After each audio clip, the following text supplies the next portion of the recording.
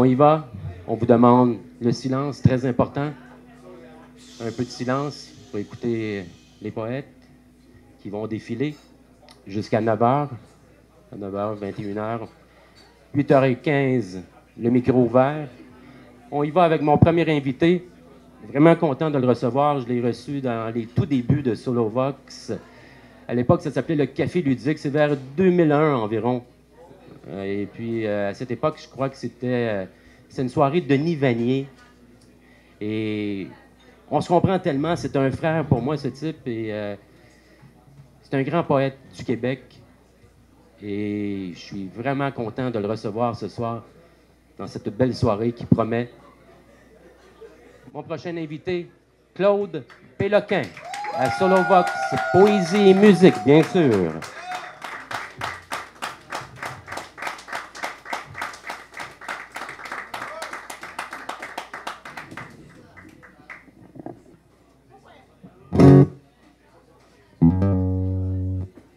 On m'a demandé d'écrire. On m'a demandé d'écrire. On m'a demandé de lire. Mais c'est une déformation professionnelle. Un poème de Garcia Lorca. Et je m'exécute. Mort. Quel effort du cheval pour être chien. Quel effort du chien pour être hirondelle. C'est beau en tabarnak. Quel effort de l'hirondelle pour être abeille. Quel effort de l'abeille pour être cheval. Et le cheval, quelle flèche aiguë il tire de la rose. Quelle rose grise il lève de son museau. Et la rose, quel troupeau de lumière et de hurlements. Elle attache au sucre vivant de sa tige, et le sucre quelques petits poignards, il rêve tout éveillé, et les minuscules poignards, quelle lune sans étable, quelle nue.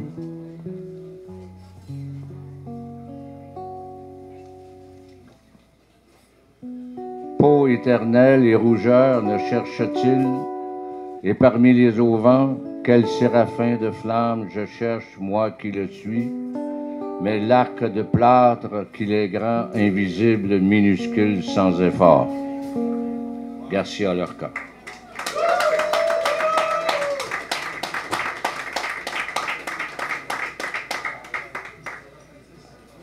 Je viens de publier un recueil, c'est un recueil, ça veut dire 3000 pages, mais j'ai réduit ça en 160.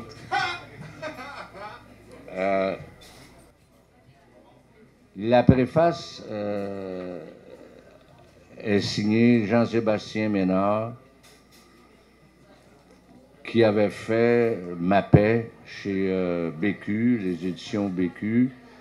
Il avait fait une partie de sa thèse de doctorat sur moi, et ça m'avait honoré.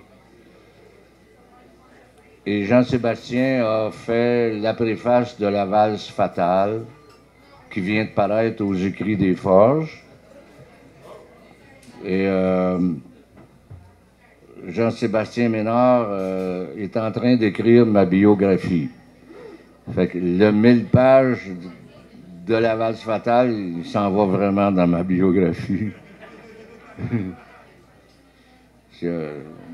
Je réalisais pas que j'avais tant vécu. C'est vertigineux.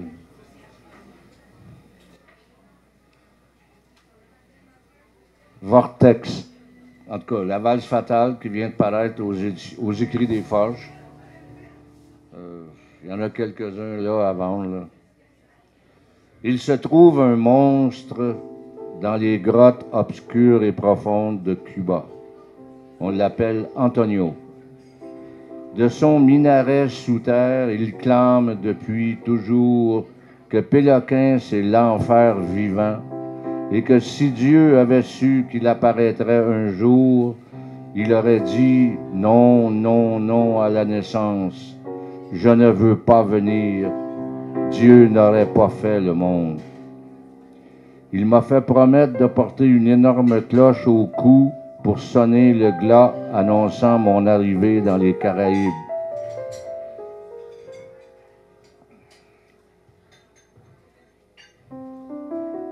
Durant mon passage court ici, j'ai toujours aiguisé ce pieu à la fine pointe pour le planter dans le cœur de la mort, éclatante de son rire, qui, selon vos croyances, fait partie de la vie. Non. Le manuscrit de ce livre fut trouvé enroulé dans l'orbite d'un crâne, quelque part à Stalingrad en feu, mais la rumeur veut que ce fut plutôt au bord du volcan Mont-Royal ou même en Italie sur son Vésuve.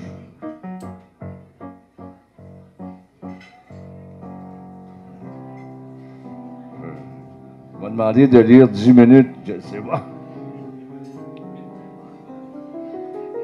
Il est 8 heures AM à la mer, décembre 2014. Le ciel bleute, le vent vient me voir venir. De je ne sais où, toujours, et ma foi se met en doute, je ne veux pas ailleurs. Pourquoi on ne reste pas ici durant toute la beauté du monde? Mon amour insupportable de tout a jeté ses béquilles à l'étang noir, devant tout ce qui respire et ne respire pas, quitte à briller quand même, et sachant, si peut-être nous ne sommes que pour le départ affreux. J'accepterai la vie tant que c'est beau tout ça, sous ce ciel bleutant partout, assis sur des pierres millénaires, avec des brins d'herbe éphémères, me chatouillant les mollets. Oui, que la jouissance est aussi un effet papillon. Toujours trop court, on oublie trop souvent les palmiers miradors qui nous ont aimés au point de disparaître, se moquant de nos guerres ridicules et affamés de voracité. Que j'ai donc vu la grandeur de l'humanité, avec son espace fou, j'en suis devenu soudain tout petit. Mais qu'avons-nous donc fait de si terrible pour mériter nos abysses sous ce ciel bleu? Quel est ce créateur affreux? D'où nous vient-il? Il n'y a pourtant plus de fin du monde, ni d'explosion du soleil. Il n'y a que notre tristesse que nous avalons tous les jours, en souriant parce que la mer est encore belle dans son hélas. La vie a dit merde à la vie. Le lac, les mers et leurs fleuves restent bien là, avec nous de passage, et ne se renversent pas dans l'espace qui s'use, à force de nos regards éplorés, au moins nous ne sommes pas venus pour rien.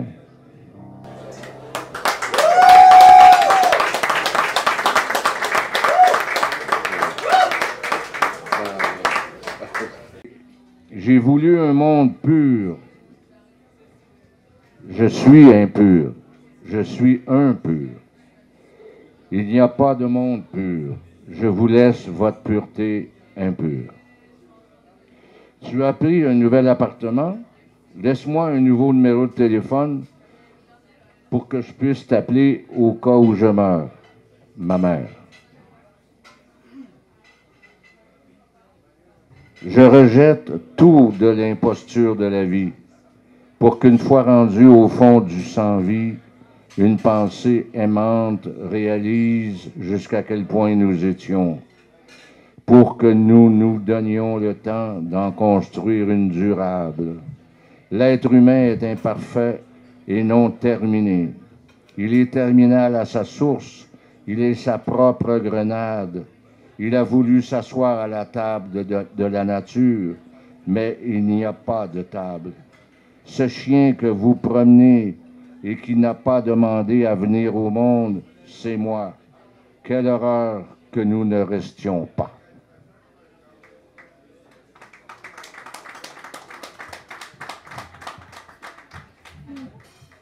J'ai cette douce rage depuis. J'aurais vécu jusqu'à la disparition incomprise de tout, malgré ma vision très terre-à-terre, à genoux de la terre promise qui n'a jamais existé. J'ai quand même vu beaucoup de vos bravoures quotidiennes. J'en porterai ce souvenir. Pourquoi dire ici repose ou à son dernier repos? Pourquoi ne pas dire ici pourri? On a honte de cette mort jamais solutionnée. Alors on a inventé la foi. Vous êtes tous des préparatifs de partir.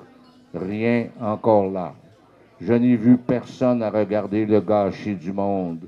Les poubelles, l'Himalaya, les mers et l'espace. Ah, que j'ai une peine perpétuelle, que rien ne dure. Mais j'ai une joie aussi. Tous mes livres sont des vols aux rêves.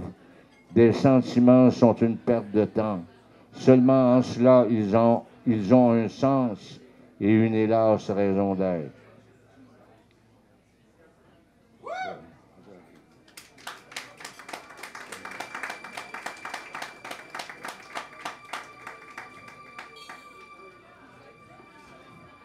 Attends, je le lis pour moi. Inferné, je suis votre congé entre toute poésie. D'aimer l'humain à ce point a été ma perte. Et une bague à mes doigts gangrénés qui ne la retiennent plus. Pélican a perdu sa compagne de vie ce matin. Et la mer les a engloutis. Quand enfin, souvent, parfois, tout baigne dans l'huile, fermez les moteurs et réalisez que tout ça vaut le coup quand même.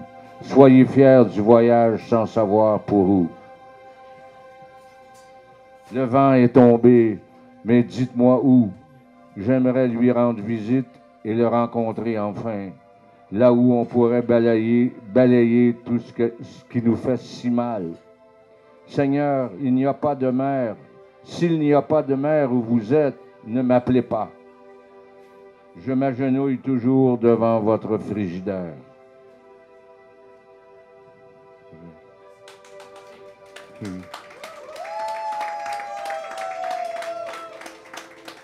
Là, je vais essayer de faire 7 pages.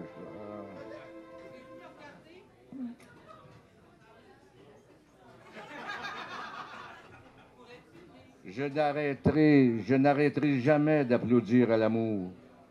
Mais quelle est cette machination inacceptable? Même chez les cancrelats qui ne sont pas d'accord non plus de disparaître du début à la fin, il aurait fallu au moins expliquer, donner une raison quelque part. Mais pourquoi ce secret? Ce corps qui fuit de toutes parts et coule au bout d'un temps. Il y a sûrement quelque chose qui cloche dans la création. Vie avant, vie après, quel gaspillage. Malgré les fleurs et les joies au frigo, quelle tristesse de l'avoir découverte et aimée. Vous n'auriez pas dû venir à ce dissous et à cet éteint. En sachant le départ et la durée mirage, un immense cimetière rond à perte de vue, quand le dernier sera enterré avec la dernière pelle, avant que la nuit emporte tout en silence. Mais d'où nous vient cette fascination à jouer à cache-cache avec la vie éternelle ici? Titanic est le symbole de ce monde. Tu donnes toujours l'accolade et la main à celui qui n'est plus là, à des cercueils ambulants, poreurs de leurs os, et de toujours prendre les arbres dans mes bras durant l'inexistant. C'est l'état de surprise de l'enfant et l'enthousiasme en tout qui sauvera l'amour sur terre et ailleurs. Hélas, on n'a pas pu toujours, malgré parmi toutes ces femmes connues et incroyables disparues, je suis fou de savoir que tu existes. Il n'y a plus de chemin de croix, plutôt de la route vers toi. C'est l'aventure de toi, ma perpétuelle perle. C'est le chemin avec toi qui m'a amené à toi. Il y avait ce voilà dans le début de tes cheveux, et tes oreilles m'ont supplié de ne plus jamais te quitter. Allons dans la belle perdition. Depuis toi, plus personne ne devrait crever. C'est faux de dire que le monde est plein de haine. J'y vois de l'amour partout dans les petits gestes. Plantes aux fenêtres, les paniers de Noël. L'éternité, c'est d'être dans l'autre pour toujours. Toutes les chansons d'amour nous auront dit qu'il ne fallait plus partir dans le tristement impossible.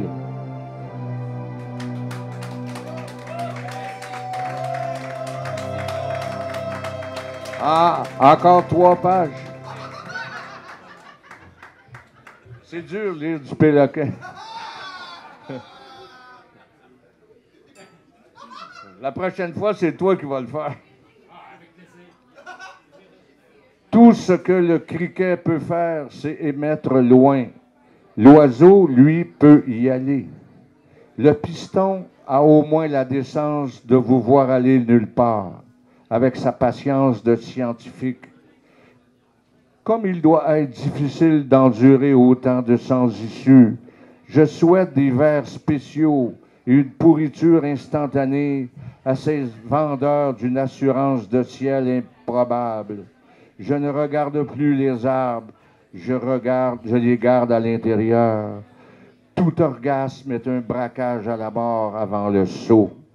Ce que je suis triste soudain ce soir. Devant les disparus, depuis toujours, pour toujours, et si c'était vrai, cette résurrection, revoir nos belles grand-mères, nos ennemis pardonnés, reprendre nos amours, et si c'était vrai, de tous se revoir, beaux, en santé et éternels, et si oui, et à quel âge revenir? Y aurait-il encore une terre pour nous accueillir? Ou, sinon, pourquoi venir ici? Nous ne sommes tous que des coronaires les uns pour les autres, des ramasses-cadavres de ceux qu'on aime. Il n'y a rien à faire, sauf cracher les larmes de la disparition, contrairement à tout ce que j'aurais pu penser. Le monde n'avance pas, il recule à sa perte. Le paradis n'était pas pour nous. Nous avons choisi le sperme fou. Cœur brisé est sa propre apocalypse. On dort les yeux ouverts en dehors de la création. Tabarnak. Nos bras ne sont plus à nous, trop mal de ne pas crier. Un adieu à nous et ce parfum que l'on met à la porte. Quand une femme s'apparaît, le monde s'éclaire. Alors pourquoi partons-nous tous d'ici, dans cette noirceur absurde, pendant qu'on me volait mon crayon, tant implacable, j'ai dévoré ton cadran. J'ai toujours trouvé cruel de rire de l'âge des gens. On devrait pleurer de leur proximité avant le départ vers le néant. Attends. 100 à 107, non.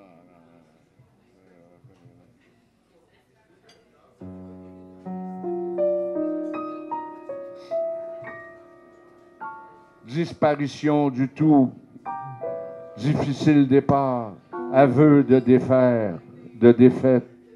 Plus personne pour piller les cadavres, sauf quelques vautours tristes. La mer cristalline s'est absentée, le temps de se refaire une beauté. Après notre viol silencieux, seule la tomate brille. Nous sombrons dans la honte de l'ombre. La terre est un camp de concentration rond. De ventre ouvert confus aux cris muets. Adorateurs de cimetières cossus, promis à pousser dans l'abîme. Avènement du rien dans l'horreur parfaite. On entend un adieu qui sonne fort dans les pouponnières. Parle-t-on de nous ailleurs, avec le désir inassouvi de désir, poisson hébété, hors bocal, atteint d'un virus héroïque, souriant. La joie d'être a été souillée, elle ne s'en remettra jamais. L'écart entre être et partir est la céréale de l'espace qui s'en balance. Nous n'avons pas nous avons atteint l'absence de nous. Une paix des dedans s'éclate, Quand on sait le final, la poésie, c'est tout le temps.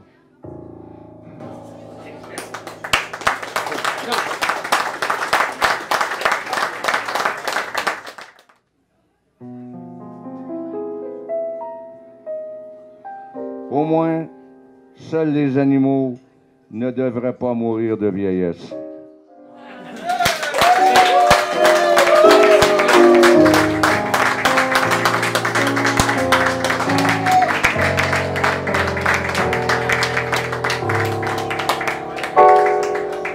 Tout un honneur de recevoir Claude Péloquin à Solobox. Merci beaucoup pour cette belle lecture de La valse fatale que vous pouvez le procurer ici même.